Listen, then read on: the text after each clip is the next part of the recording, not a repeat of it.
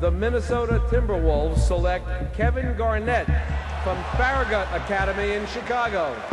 Oh, Kevin Garnett! Here I come, world. Here I come. With the 5th pick in the 1996 NBA draft, the Minnesota Timberwolves select Ray Allen from the University of Connecticut. I'm a sniper. All right, I just sit in the bushes just waiting to light you up. Well, let me see this. He's in another time, another space. He's in an absolute stone-cold zone. Oh, Ray Allen! I mean, he's just having a field day out here. Anybody in the building, this man. With the 10th pick in the 1998 NBA draft, the Boston Celtics select Paul Pierce from the University of Kansas. Tough shot. Paul Pierce! Rick Hamlin, David Aldridge of TNT back here at the New Garden. And while the fans of Boston have had to wait a long time, 22 years between championships, the Boston Big Three of Kevin Garnett, Paul Pierce, and Ray Allen have had to wait a long time, their entire careers, for their first championship individually, and they've each taken different roads to that goal. Now, last summer, Danny Ainge, Executive of the Year, made the big trade to bring Kevin Garnett to Boston, and that move made the Celtics legitimate contenders to win the championship. Garnett's career has now taken him from high school all the way to the top of the NBA mountain with a championship. The kid has come a long way.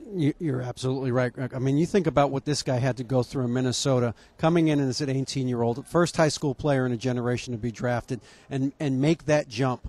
And then he started to build something in Minnesota. First was Stephon Marbury. But they go out 6 straight years in the first round. 6 straight years in Minnesota, they did not get out of the first round. You think about what that does to a guy's competitiveness, to his drive, to his determination. But Kevin Garnett never complained. He never demanded for a trade. Year after year, he showed up in Minnesota, and he played great basketball for the Timberwolves. And then finally this summer, the Timberwolves got him a chance not only to be traded, but to be traded to a team that had a real chance to win a championship. This is as stand-up a guy as I've ever seen in this league in terms of always showing up ready to play. You talk about what he did this season for this team. He never took a playoff. Defensively, he was the leader of this team, and he showed that from minute one. All the players will tell you the same thing. This was the guy that drove us all season long. 12 seasons for KG in Minnesota.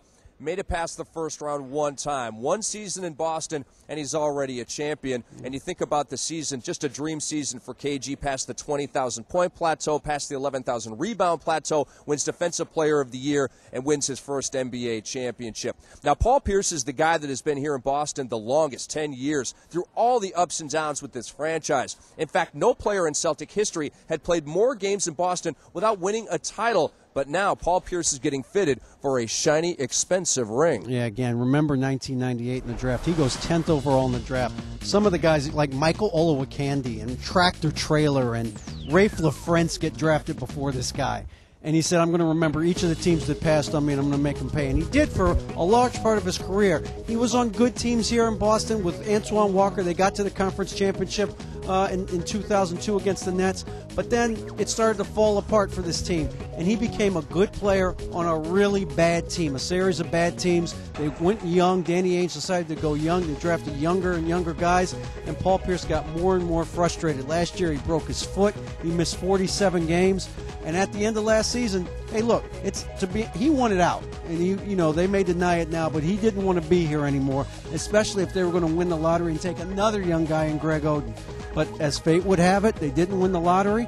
That meant they could trade that pick. They traded the pick for Ray Allen. The Allen trade allowed them to make the Garnett trade, and here we are a few months later with Boston winning the championship, with Paul Pierce being the MVP, showing everybody he was a great player and that Shaquille O'Neal was right.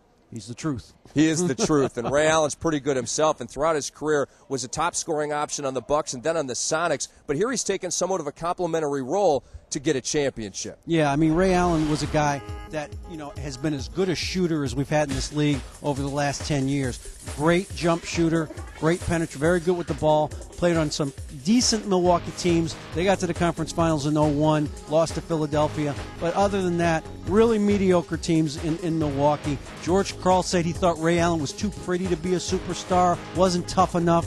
After 7+ years in Milwaukee, they trade him to Seattle. They didn't put a good enough team around him over the last few years, and then they decide they're going to rebuild totally. Instead of keeping him and Rashard Lewis together and drafting Kevin Durant, they blew it up. And they said, we're going to build around Durant and Jeff Green. So here he goes after a long career. You wonder if he's got anything left in the tank. He comes to Boston. As you said, complimentary guy. He was a third option many times this season. But again, in the finals, he played terrific. He had a terrible series against Atlanta in the first round, but in the finals he competed against Kobe Bryant as he has his entire career, did very well against him, and here in the final game, clinching dagger three-pointers in the second half.